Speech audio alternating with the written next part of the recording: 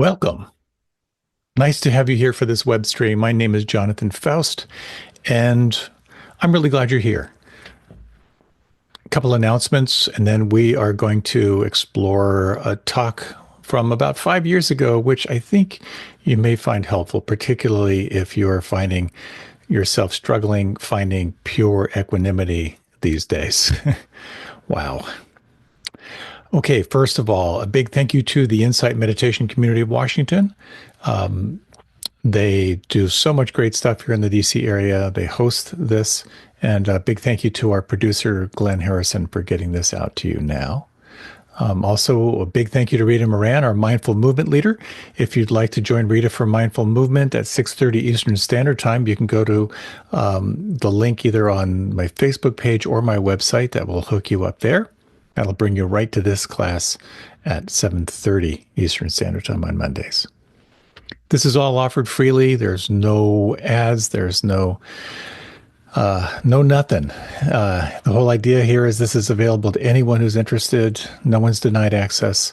And as always, thank you for your support in helping me keep putting out these talks. I've got a newsletter where I share my best photography, update of talks from time to time, and there's a weekly if you want to know what's coming up for the following week. And finally, the next big thing this fall, I'm going to be launching the 11th Year of Living Mindfully program. This is a pretty immersive year-long program that's designed to help you cultivate wisdom and open heart. We do a deep exploration of somatic inquiry, which is such a transformative practice. If you'd like to learn more about that, you can go to my website. It is primarily geared for people in the Washington, D.C. area, although I am looking at the possibility of an online pilot. So all that is there for you. All right. In the meantime, we're going to be talking about the witness tonight. What does it mean to access witness consciousness, that sense of the observer that is neither for nor against anything, but simply awake? It's pretty interesting stuff, at least to me, and I hope it is for you. So why don't we begin with a short meditation? We'll start to attune to this whole idea of the witness, this whole concept, and really the experience of the witness. And then we'll be going into the talk. So if you like, take some time to move your body around, work out the wiggles, any sounds, anything you need to do to help yourself arrive in the here and now. And then as you're ready, you can close your eyes if you like, not required, but suggested, can help you to turn your attention inward. And as you do so,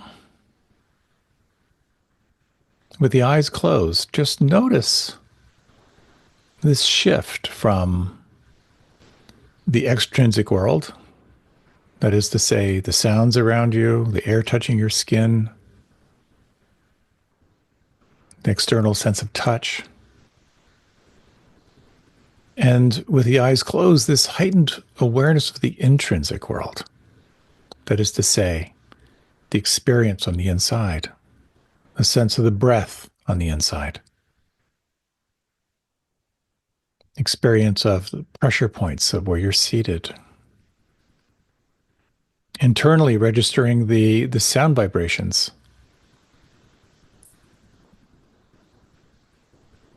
And just notice for a second or two, or maybe more, that which is aware.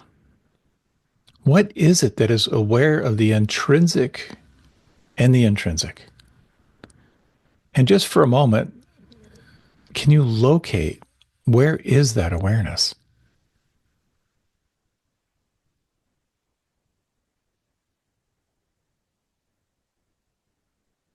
You might now bring your attention fully to your breath and just track the movement of the breath on the inside. It might be helpful to slow down and lengthen the breath a little bit. And take a few moments to examine the experience of expansion on the inhalation, the moment of pause, and then the sense of inward relaxation, softening on the exhalation.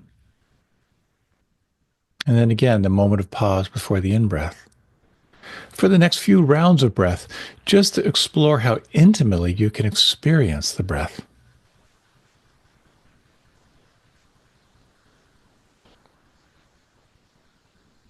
Where do you feel the breath most predominant right now?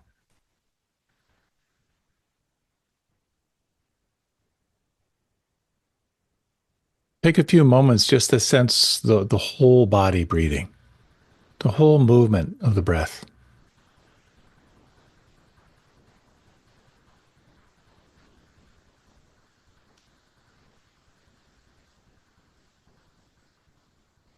And how could a practice so simple be so challenging? You've no doubt noted that the mind kind of hops off into the future, the past.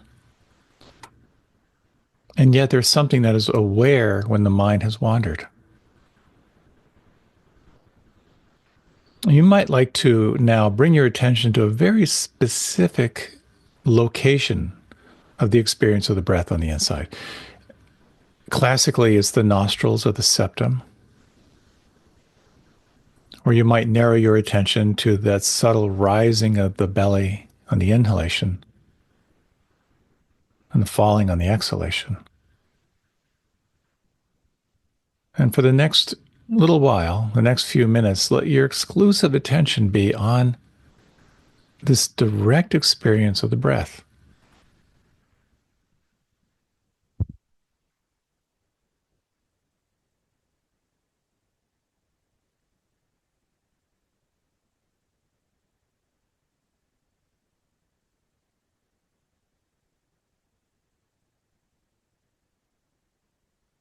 As many times as your mind may wander, that many times you can begin again. Come back to this direct experience of here and now. Every time you let go of the wandering mind, you reinforce this sense of who you are as the observer, the witness.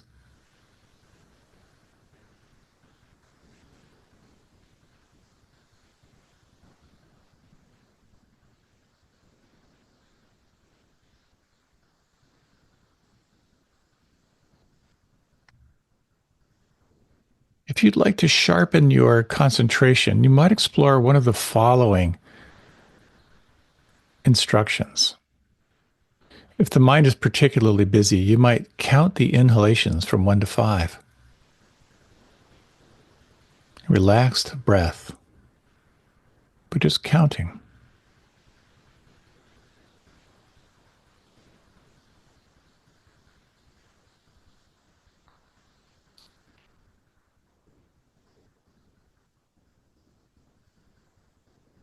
Another way to deepen your concentration is to bring your attention to that one specific point inside where you experience the breath and consciously relax and soften and scan for new sensations, new details of the experience inside.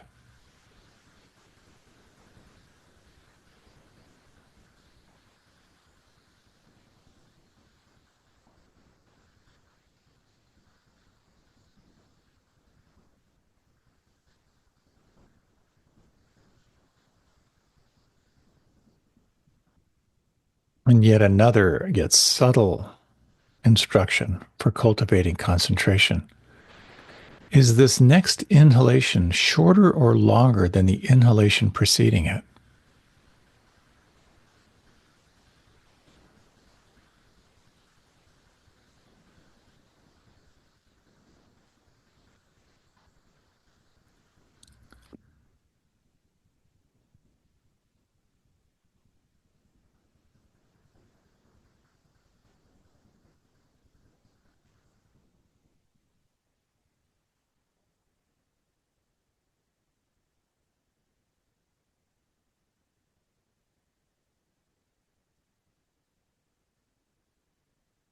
Now you might sense as you relax even more that you can widen your attention beyond the breath to sense the foreground of the breath and the background of everything else that's changing.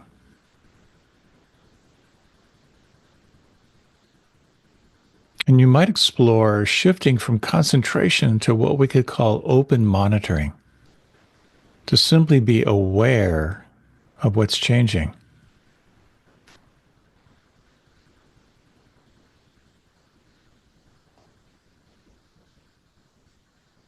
Taking this seat of the witness, noticing what's changing and sensing what it means to let everything be as it is.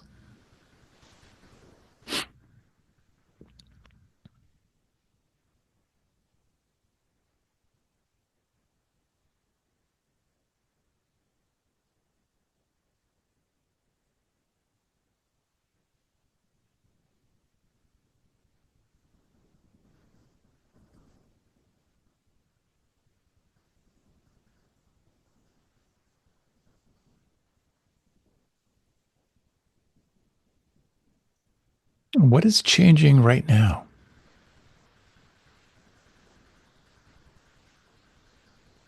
And can you let it be?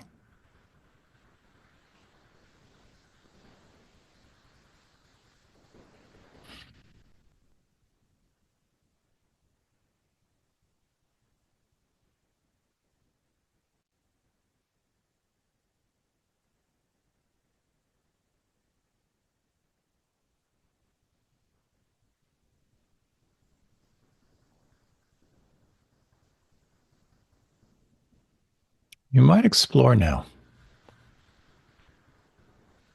relaxing any sense of doing, any sense of control. And ask yourself inside, is there anything that could let go or relax or soften right now?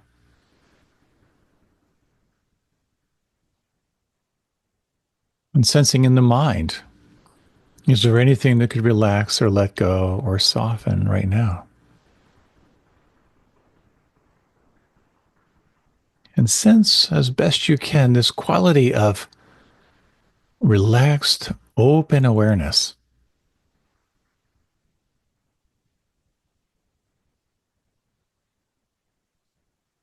The mind is alert, but at the same time, spacious.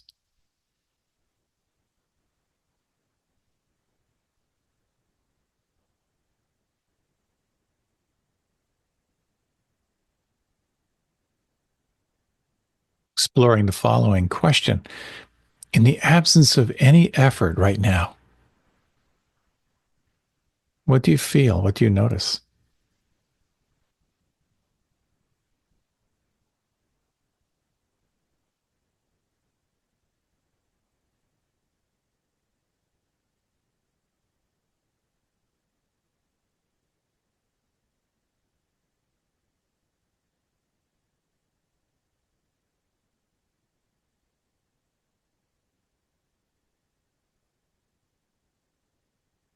You might gently now begin to lengthen your breath.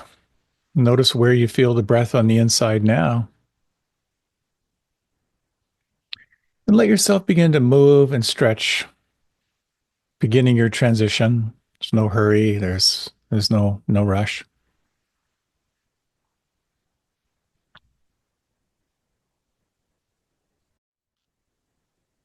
You may have heard in meditation instruction the words to take the seat of the witness or to take the seat of the observer. It points to a very interesting quality. Some might refer to this as witness consciousness. It's your capacity to see without reactivity. And it can open up some really beautiful insights into seeing into the nature of reality itself. Most of the time, we are just reaction machines, moving away from pain, moving toward pleasure, or what we think will give us pleasure. And yet the freedom lies in a whole other part of practice.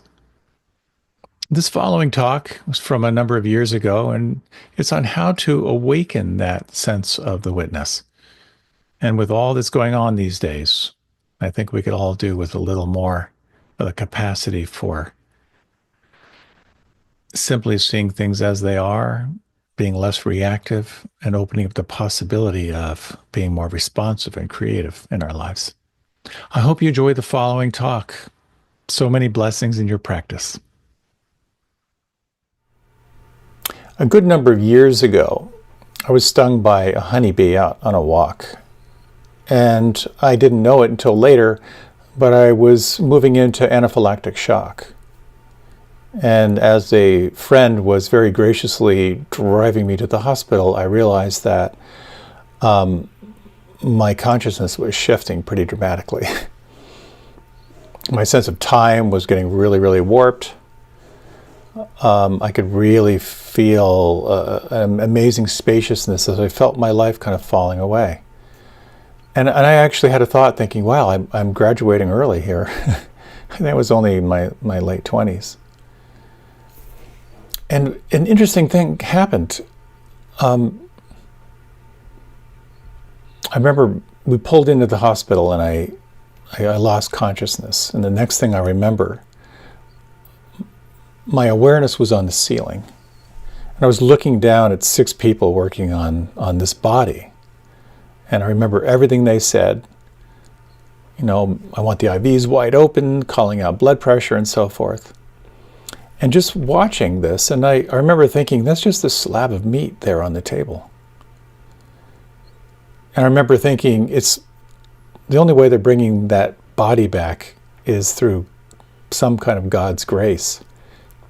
It was at that moment, it's like I felt like I fell from the ceiling into my body, and I heard the doctor's doctor's voice in my right ear saying, he's back, we got him. That experience was really quite transformative for me because it really brought to mind, where was my awareness? What happened there? My awareness was initially not even aware that was my body. It was kind of like non-local awareness on the ceiling. It's a pretty extreme example, but it points towards something I'm excited to share with you, which is this whole idea of the witness or witness consciousness. You know, you can be aware of your thoughts while you're thinking them. You can even be aware when you're in the sleep state. If you've ever had that sense of where time and space get really disoriented, maybe you're asleep on the couch and you can hear all the sounds around you, but you feel like you're 30 feet underwater. And you can even be aware when you're dreaming. If you've ever had a dream and you're aware you're dreaming it, it really points towards something beyond just these 3 states of consciousness of waking, sleeping, and dreaming. Some traditions refer to it as witness consciousness. This capacity to be not just aware of your thoughts or your state or your dreams, but something that really points toward what it means to be fully awake. So when you can access witness consciousness, you're awake to what's happening, kind of free of reactivity, or to be aware of your reactivity. But it also points towards something kind of esoteric.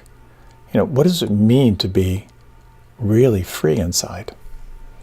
So I'd like to talk about, as I usually do, 4 parts. The first part is this concept of mindfulness, oftentimes referred to as present moment self-observation without judgment. I'd like to talk a little bit about how do you create the optimal space to shift your consciousness to this place of the witness, that capacity to observe. In part 3, I'd like to talk about kind of the near enemy of being the witness. These states that kind of look like the witness, but they're not really the witness. And in 4th, I'd like to point toward kind of beyond the practical element to being the observer of your experience, to something a little more esoteric, which is pointing toward awareness itself. So, I spent many, many years living in an ashram, and the inspiration for our ashram was this great teacher, Swami Kripalu. Dedicated his life to practice from an early age, 10 hours a day of meditation in silence for 19 years. It was the real deal. He lived in the ashram in the States for 4.25 years. And before he went back to India, really at the very end of his life, really to die, one of his students asked him, "What's the highest quality of a spiritual seeker?" When I heard that question, I pretty much thought the response would be, whatever you're enjoying, stop it right now. Knuckle down, work harder. Well, what he said really surprised me. He said the highest quality of a spiritual seeker is self-observation without judgment. That kind of blew my mind. And I'd like to invite you, if you're open, to try this on just for a few moments. If you like, you can close your eyes. And take 3 slow, deep breaths. And take a moment as you relax inside. What does that point to for you? The highest quality of a spiritual seeker is self-observation without judgment.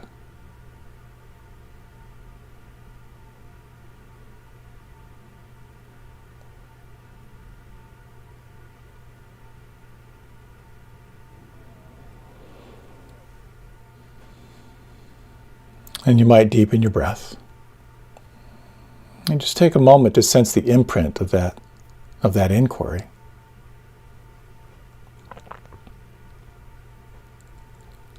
What does it mean to be self-aware? We're turning awareness toward our inner experience. As we often say, meditation is not about stopping the mind. That's crazy. But it's about noticing your mind and noticing how you're relating to your mind and to everything else. And there's a very interesting thing. As you observe the mind and as you observe the body, as you observe the phenomena that arise in your inner world, there's a very interesting little thing here, an interesting model about the triune brain. And some argue that the triune brain is a myth, but nonetheless, I think there's really something here. There's sort of the reptilian brain. And that this is all about self-preservation. This is my rock, get away. This is my space. It's all about preserving the organism. And then there's the mammalian brain, which is more relational. It's more around tribe. It's more around feeling. And then there's this interesting thing around the prefrontal cortex. This is sort of like the evolving brain. I love what Robert Thurman said, how meditation is an evolutionary sport. And when you practice meditation, you're kind of cultivating this quality of self-awareness. This is the whole quality of where self-soothing comes in. That when there's alarm in your system, oh my God, I have this horrible conversation that I have to have next week. It's like the prefrontal cortex that goes, well, wait a minute, you've gone through this before and you've survived. It's going to be okay. There are strategies that you can use, and that sense of awareness of self, awareness of other, that quality of mindfulness, that's part of the evolving brain. If we don't have that self-awareness, then we are completely locked into a life of reactivity. Then your life is nothing more than moving away from pain or imaginary pain and moving toward pleasure, even if it's imaginary pleasure. And then we're just caught in this cycle of never-ending reactivity. That's the bad news. And the good news is that this practice of meditation is so powerful for most of us. It is contraindicated for certain states, but for most of us, it changes your physiology. When you are in a state of relaxed alertness, your physiology tends to move into a greater sense of homeostasis. Your emotional equilibrium becomes much more strong. Things knock you down, but more quickly you kind of come back to center. Your mental acuity, your awareness of the mental process is so powerful, your sense of intuition, all that stuff. But one of the great benefits is that in mindfulness, that you're less reactive to life and you're more responsive to life. The gap between stimulus and response opens up through this practice of meditation. Stuff happens, but that little gap makes all the difference between how you respond to life. So accessing this sense of the observer, the sense of non-reactive, non-judging awareness, it sounds great. And sometimes it's really, really easy. My wonderful wife, who I adore, goes completely belly up when it comes to technology. And so I've sort of trained that when I hear a scream from her office on the other side of the house, that I can wander in there and I can see how she'll be completely frustrated around a solution. And well, I'm no technological whiz. I have a little more of a background and a brain that kind of works with that. And so quite often, and this is an endless source of frustration for her, she will be caught in some problem, completely reactive, and then I can walk in. Sometimes I can diagnose it between 3 and 5 seconds and click a few buttons, and the problem goes away. So I have that sense of the witness, and she doesn't. And believe me, it gets reversed in other situations. So sometimes you have access to seeing clearly and problem solving, and sometimes you don't.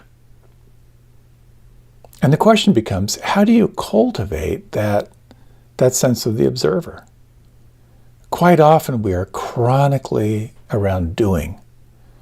And so we have some identification with who we are as the person getting things done.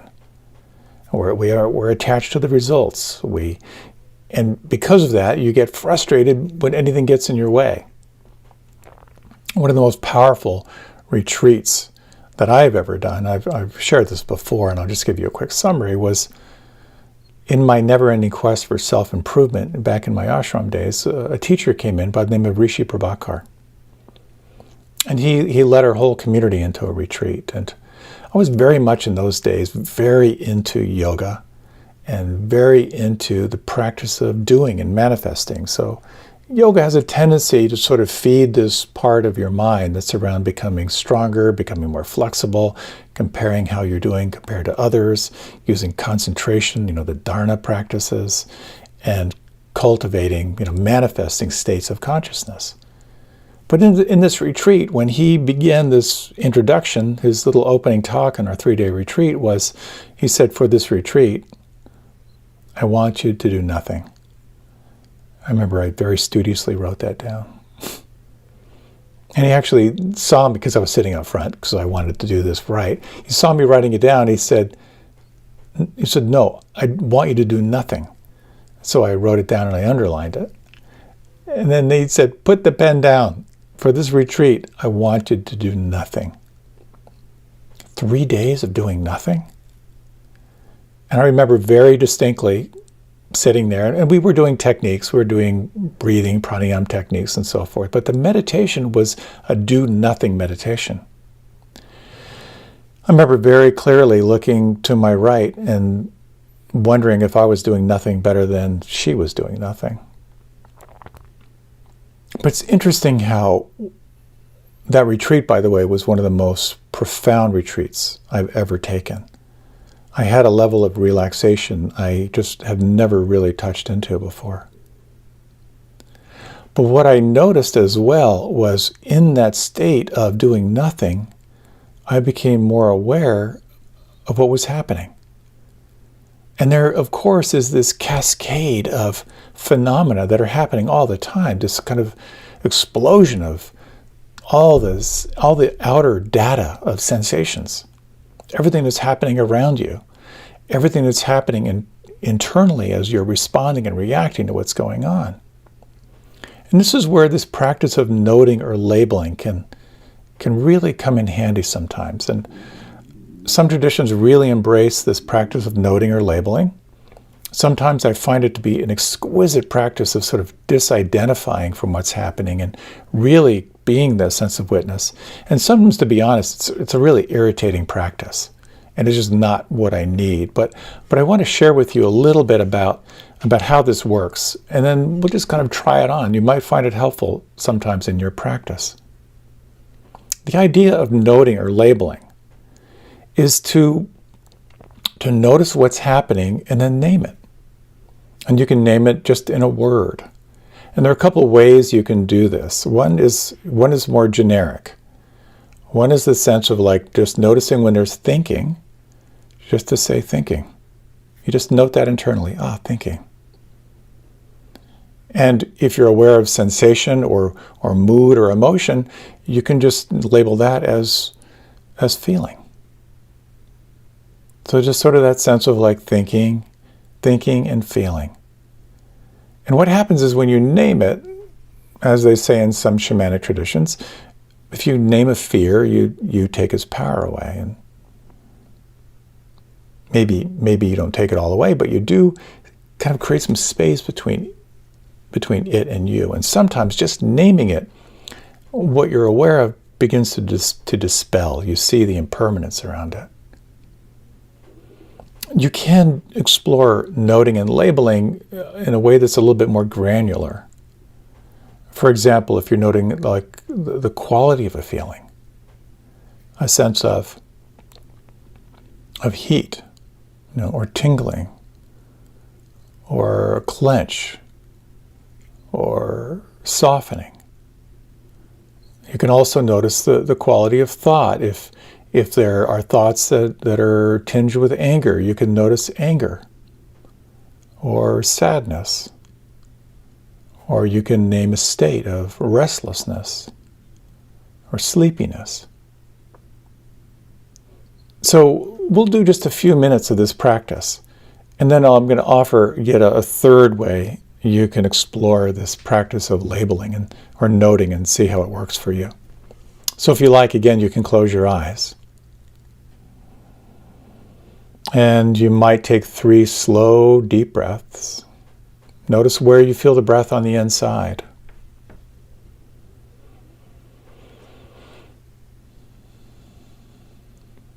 And sense if you can take this seat of the witness, your capacity to observe. And for the next minute or so, notice if you can just label or note your experience. Again, it might be just generic, just simply thinking or feeling, or you might get more granular and name a little more of the detail of what you're aware of.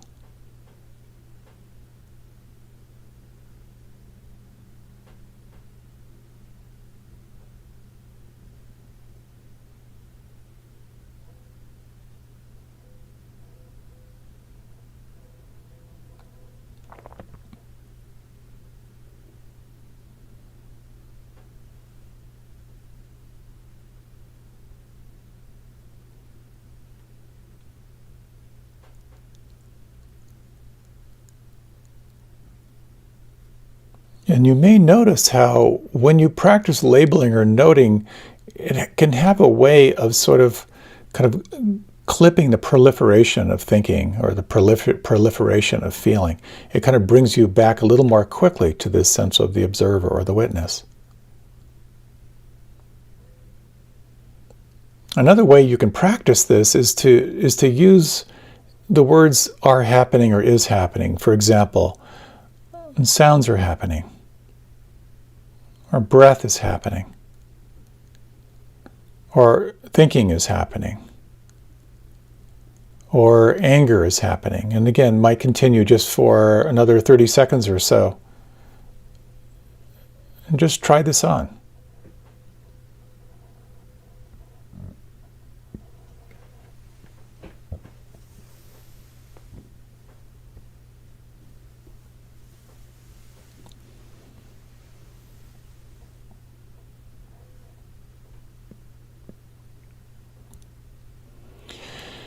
And if you like, now you might deepen your breath again.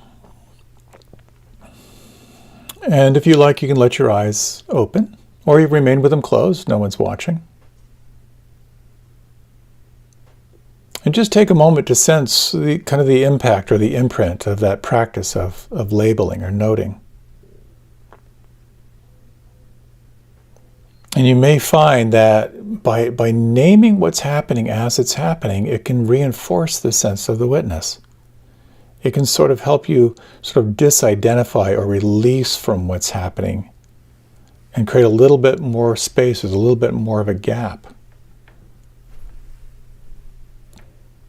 Now, there are a couple things here. When you really begin to pay attention to what's happening and you really begin to name it, it's important to kind of bring to light something referred to as the aggregates. And this is a whole talk unto itself, but just a very, very brief overview is that when you really take this stance with the witness, what do you notice? And again, don't take this for gospel. As the Buddha said, don't believe a word of what I'm saying, but try it out and see if it's true for you. So the one thing you'll begin to notice when you take this seat of the witness is the whole realm of what we can call form or body. And this is just the physical stuff that's happening. Now form, your body, is kind of composed of four essential elements. There's earth, the bones. There's fire, which is the kind of the life force. There's water, all the fluids. There's air that's moving through. But this has to do with the very tangible sense of form, what you can taste, feel, touch, and smell. And now what happens is, kind of rising out of form is this whole realm of feeling. And you'll notice when you really drill down to your moment-to-moment experience is that feeling is going to have three essential qualities. There's the feeling that's pleasant, the feeling that's unpleasant, and then the feeling of neutral, of everything in between. And what arises out of feeling is perception. And this is kind of the mental and the sensory process that registers and labels what's going on. It's the perception of shape, of color, emotion. That's that filter of perception. And then arising out of perception are all the mental fabrications. This is the process of your mind constructing a story, making up a story about what's happening, the kind of the mental imprints that are going to initiate some kind of action. That is to say, if it's unpleasant, you'll want to nuke it. If it's pleasant, you want more. If it's neutral, you get bored and you want to shift your attention. And then arising out of mental fabrications is what we call consciousness. It's the awareness of what's happening. It's the awareness of how you're relating to it. It's kind of the discrimination between all these interconnected elements, kind of seeing the relationship between form, feeling, perception, and mental fabrications. You get to see the whole game here. There's a lot going on. And I love that Daniel Ingram talks about this whole thing of how many notings per second can you cultivate, which is kind of crazy when you think about it. In 1 second, how many distinct slices can you observe in your experience? Form, feeling, perception, the mental fabrications, the consciousness of the whole deal. There's so much going on when we really, really pay attention. And it becomes a question of then what's the function of all this? And on one level, the function of consciousness is self-preservation. There's a very large part of your psychobiodynamic here that's all about not dying. Don't die, and let's keep the species going. It's kind of how it helps you navigate the world skillfully when you know what you want. Consciousness helps you move toward what you want as skillfully as possible. And you can even take it beyond there and really think, well, maybe the function of consciousness is to wake up to itself, to wake up to reality. And this becomes very, very interesting, at least to me. It's about waking up from your story to find out what's real. You may have heard that phrase, it feels real, but it may not be true. Where we're completely identified with a feeling or an emotion or a concept, but that may have nothing to do with reality. And so this practice, this transformational journey through meditation, is about deconstructing our false sense of who we are and getting more in alignment with reality. This enthusiastic, wholehearted cooperation with reality. About 15 years ago, I left my community that I was part of for 25 years, and I was very identified. I was a teacher, a spokesperson, a fundraiser, a representative, at one point the head of this organization. And I moved down here to Washington, D.C. I didn't know anyone. No one knew me. And because I didn't have a job and I wasn't sure what I was going to do, I had the luxury of intensifying my practice for a while. And the natural byproduct of meditation is you become more aware, you become more sensitized. And I kind of watched this deconstruction of this old persona. The community I left, where I was a leader, I remember talking to someone down here in DC, and they asked me what I did, and I said, "Oh, well, have you ever heard of Kripalu Center in Western Massachusetts?" I said, "No." I said, "Well, that place you never heard of, I was somebody there." I got to watch the identification, the clinging to this guy who had an identification somewhere else. And over time, and it takes time, something began to arise out of that, who I was without that identity. And this is what happens when you begin to engage into practice. This is what happens when you give yourself fully to getting real. The witness, the observer, helps you deconstruct what is false and become more clear around what is true. Here's what Sri Nisargadatta, this beautiful non-dual teacher, says. In the mirror of your mind, all kinds of pictures appear and disappear. Knowing that they are entirely your own creations, watch them silently come and go. Be alert, but not perturbed. The attitude of silent observation is the very foundation of practice. You see the picture, but you are not the picture. So we're doing this all the time. We see the picture. The question is, do we believe the picture? Or can we recognize that we're not the picture, but we're the one who's aware of the picture? You begin to see not only what's happening, but the lens through which you're perceiving your experience.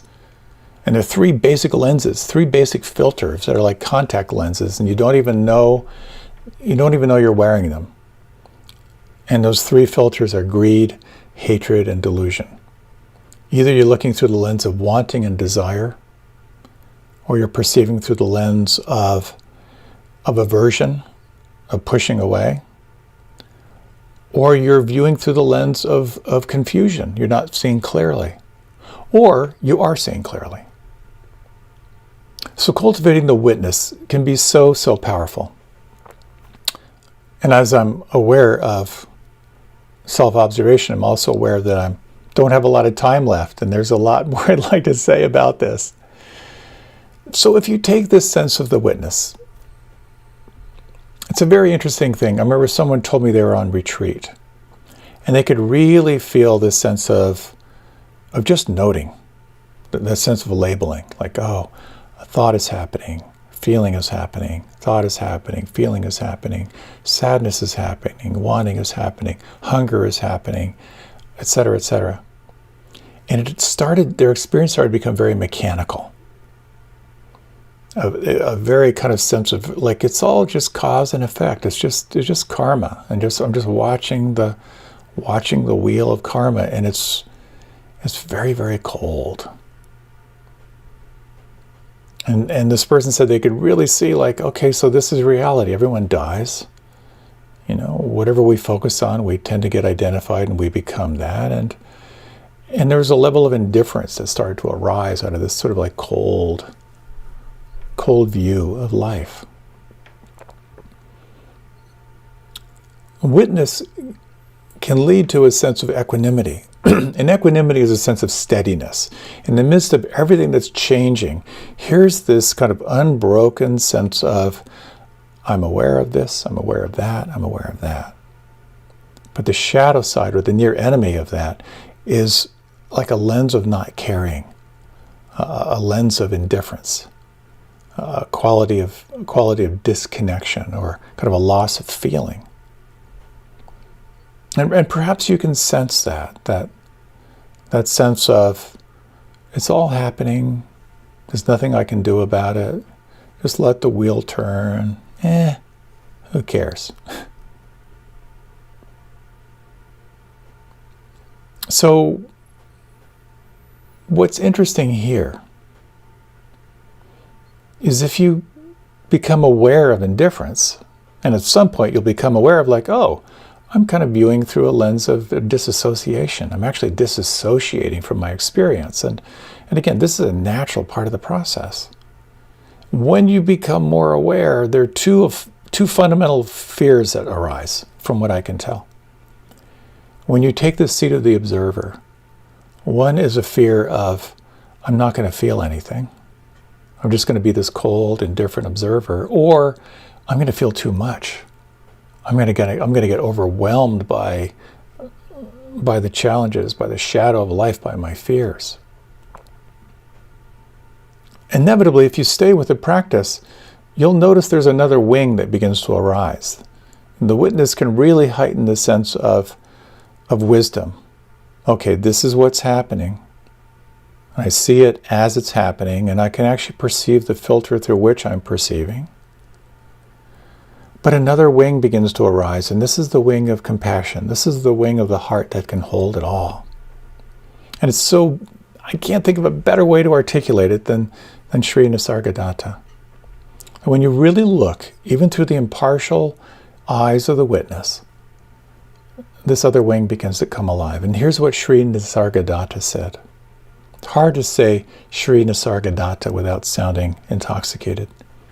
But here's what Sri Nisargadatta said. When I look inside and see that I'm nothing, that's wisdom. When I look outside and see that I'm everything, that's love. And between these two, my life flows.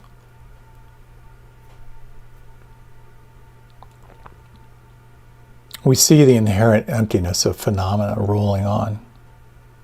That's wisdom. And when we realize that everything that's happening is really who we are as well, that can spark love, compassion, kindness, empathy. So you may be familiar with the acronym of RAIN. Recognize, allow, investigate, and then nourish what you find. So when something arises that feels really, really difficult, strong sensation, strong emotion, strong mental state, you name it, you recognize it. Oh, here's that existential dread. That's recognizing, that's wisdom. Then you ask yourself, can I be with it? And here, this is something that I say this over and over again, but it's so, so important. Can I be with it?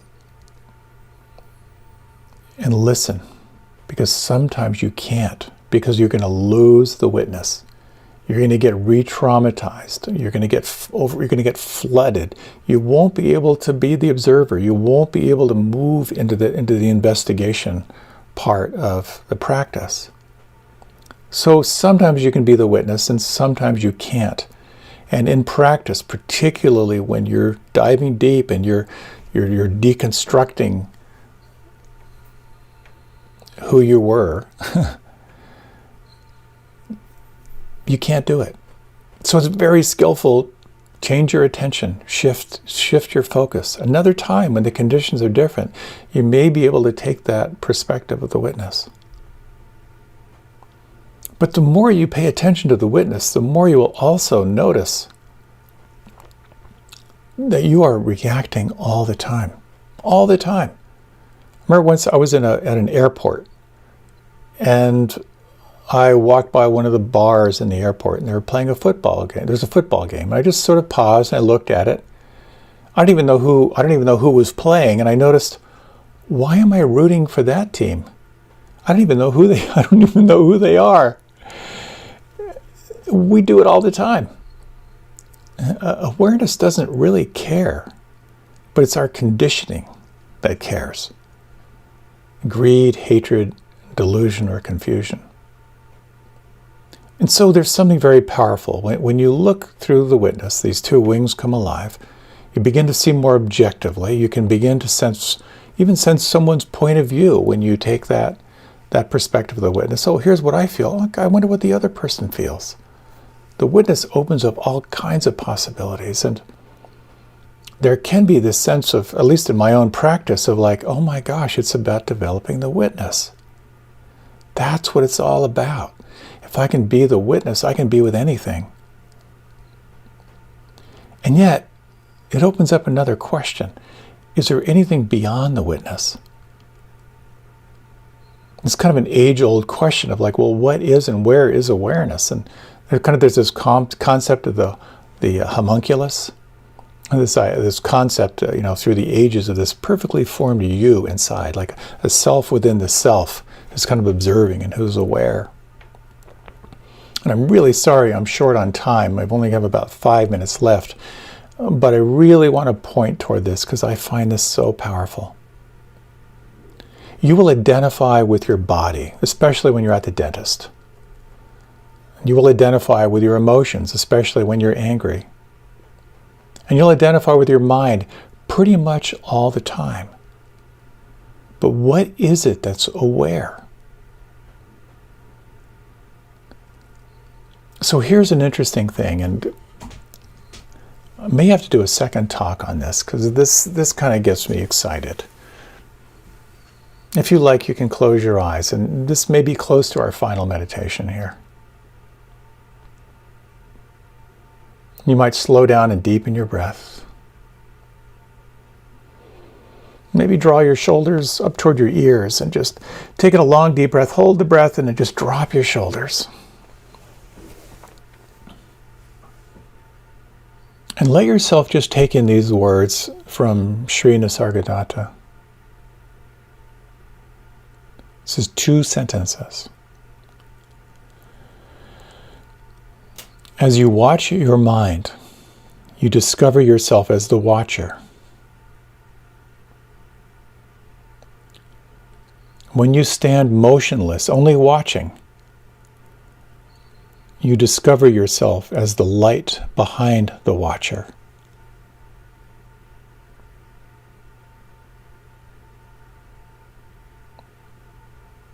And can you sense, if just for a moment, who you are as the light behind the watcher, the light behind the witness?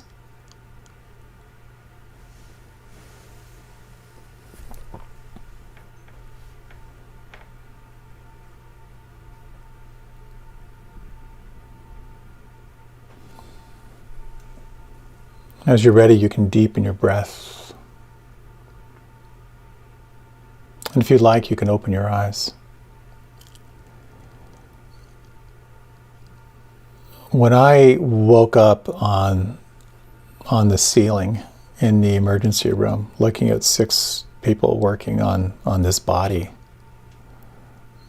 I was not aware of myself as a body. I wasn't aware of myself as even my mind. I had that glimpse into this kind of expanded sense of awareness, what we could think of as like non-local awareness. And then I kind of dropped into, oh my God, this sense of non-local awareness is suddenly localized. I'm back in a body. I'm back in this persona. Taking the witness can be a very, very powerful way to cultivate more happiness. When you're the observer, you become much more aware of not only what's happening as it's happening, but the filter through which you're perceiving it.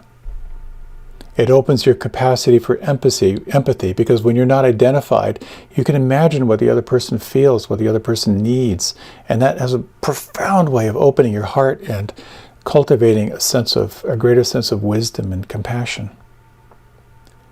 But when you can sense the light behind the witness, the light behind this, then you're turning your attention to the mystery. And you can't force it. All you can do is relax and observe, and relax and observe even more.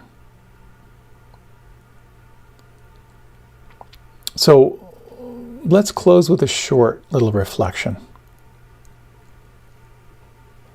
If you like, you can close your eyes. And again, as you take 3 slow, deep breaths, let all of your attention experience the breath and feel this quality of gathering. You're gathering awareness in the here and now.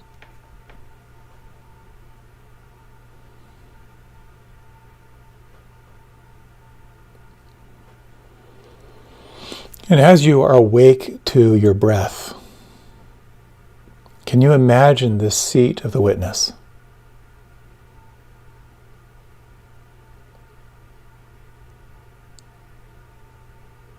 Can you just sense the lens through which you're perceiving your experience? If there's any sense of wanting, any sense of aversion, any sense of confusion,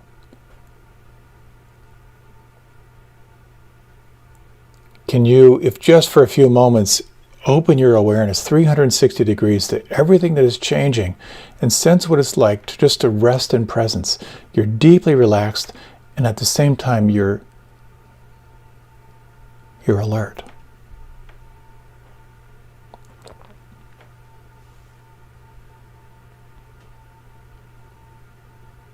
And can you imagine, if just for a few moments now, of what it's like to deeply relax? And can you imagine, and can you sense the light behind the witness, the awareness behind the witness?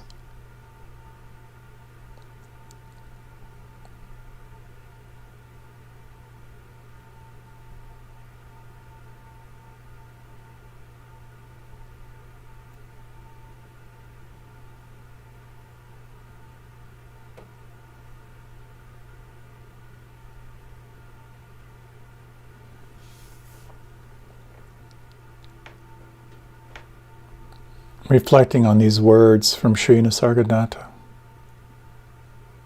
and just sensing who you are as a being of feeling and as a being of awareness. Consciousness does not shine by itself. It shines by a light beyond from which it appears, which gives it being. Don't be all the time immersed in your experience. Remember that you are beyond the experiencer, ever unborn and deathless. Remembering it, the quality of pure knowledge will emerge, the light of unconditional awareness.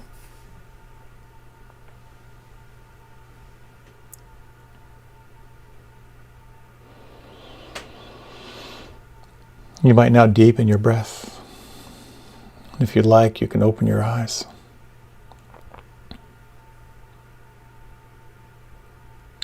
Being the witness, being the observer, has got tremendous practical benefit. You will be less reactive. You will be more responsive. You will be guided by wisdom and by greater empathy and compassion. And it also points toward this sense of sensing who you are unconditioned.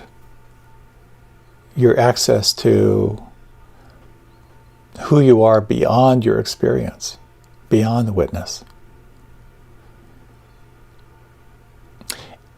And I find it helpful to remember that we can't make those moments of sensing the light behind the witness. You can't make that happen. But you can cultivate the most optimal experience you can, which for me is this sense of deep relaxation, that quality of alertness, and that deep, deep sense of curiosity, the willingness to open to the mystery. I hope you found this helpful. I so enjoy sharing these practices and how they can be truly transforming in our lives. Thank you so much for your time and attention, and may you and your witness have a wonderful, wonderful time from here on. Take care. I look forward to seeing you again.